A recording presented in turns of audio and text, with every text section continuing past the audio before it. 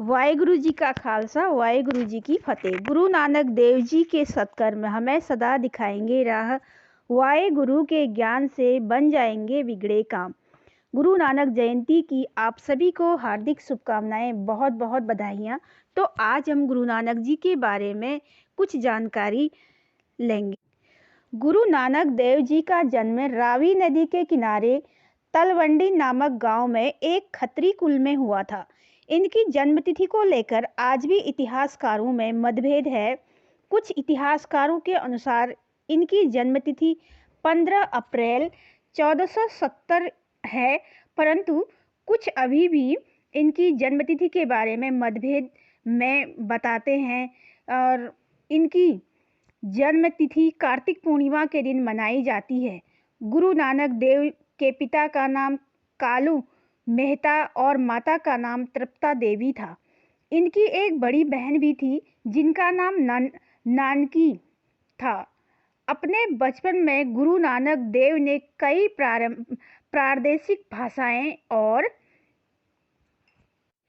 प्रादेशिक भाषाएं जैसे फारसी और अरबी आदि का अध्ययन भी उन्होंने किया था।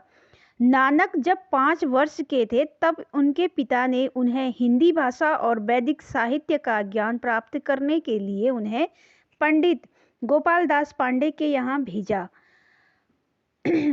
गुरु नानक देव जी का जन्म जो है रावी नदी के किनारे माना जाता है, जो अभी पाकिस्तान में है।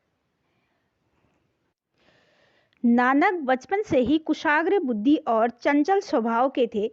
पंडित गोपाल दास बालक नानक की बुद्धिमत्ता और योग्यता से काफ़ी प्रसन्न थे। एक दिन जब वे अभ्यास के दौरान नानक से ओम शब्द का उच्चारण करवा रहे थे तो बालक नानक ने उनसे ओम शब्द का अर्थ पूछ लिया। पंडित गोपाल दास पांडे ने नानक को कहा कि ओम सर्वरक्षक परमात्मा का नाम है। बालक नानक ने गोपालदास पांडे से कहा कि पंडित जी, मेरी माँ ने परमात्मा का नाम सत करतार बताया है। इस पर पंडित जी ने बालक नानक को कहा, परमात्मा को हम अनेक नामों से पहचानते हैं, इन दोनों शब्दों का अर्थ एक ही है। पंडित गोपालदास पांडे ने मेहता कालू से कहा कि आपका पुत्र बहुत मेधावी है, अब मेरे पास उसे देने के लिए कोई भी ज्ञान शेष नहीं रहा है। वह जो है नानक जी बहुत कुशाग्र बुद्धि के। हिंदू धर्म में कार्तिक के महीने को बहुत ही पवित्र और शुभ माना जाता है। कार्तिक पूर्णिमा कार्तिक माह का आखिरी दिन है। इसे त्रिपुरारी पूर्णिमा के नाम से भी जाना जाता है। कहते हैं कि इस दिन भगवान शिव ने त्रिपुष्रा नाम के राक्षस का वध कर देवताओं को स्वर्ग पुनः दिलाया था। इस दिन कार्तिक नक्षत्र पड़ता है। देश भर में कार्तिक पूर्णिमा का त्योहार हर्षोल्लास के साथ मनाया जाता है। जगह जगह पर मेले का आयोजन होता है और इस पर लोग स्नान दान आदि का बहुत महान दान समझते हैं। इस दिन देव दिवाली भी मनाई जाती है। इस शुभ दिन पर आप अपने सभी लोगों को, रिश्तेदारों को जो है बधाइयाँ दे सकते हैं। इस पूर्णिमा की बहुत मान्यता जो है बताई गई है। गुरु नानक जी की शिक्षाएं क्या थी, थोड़ा इनके बारे में भी हम जानेंगे। नानक जी ने कहा कि परमपिता परमेश्वर एक है, सदैव एक ही ईश्वर की आराधना करनी चाहिए। ईमानदारी और परिश्रम से ही अपना पेट भरना चाहिए। ईश्वर हर प्राणी हर स्थान में विद्यमान है। किसी को न सताएं, किसी के बारे में बुरा न सोचें। किसी के शरीर के लिए भोजन आवश्यक होता है, परंतु आवश्यकता से अधिक संचय न करें। सांसारिक बातों को इतना मोह न लगाएं कि ईश्वर को याद करने का समय न हो। लोभ से दूर रहना चाहिए। बचपन से ही गुरु नानक जी में प्रखर बुद्धि के लक्षण दिखाई देते थे। उम्र की छोटी सी अवस्था में ही ये सांसारिक चीज़ों की ओर से उदासीन रहते थे।